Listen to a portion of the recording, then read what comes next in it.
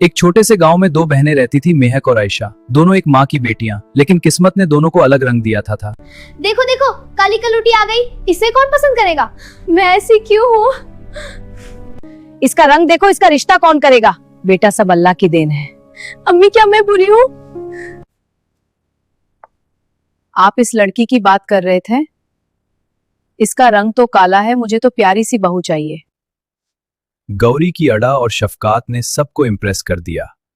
लड़के की माँ और मेहमान उसकी शक्ल और इखलाक दोनों से खुश हो गए। ऐसे लग रहा था जैसे वो असली बहू के लिए बिल्कुल परफेक्ट है। या अल्लाह, अगर रंग ही सब कुछ है तो मुझे ऐसा क्यों बनाया?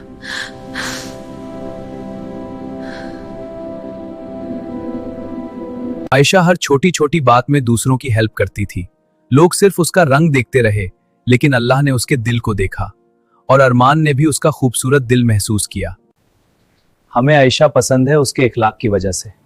सच? खूबसूरती रंग में नहीं, इंसान के दिल में होती है। जिस रंग का लोग मजाक उड़ाते थे, उसी रंग ने उसे अल्लाह के नजदीक और खूबसूरत बना दिया।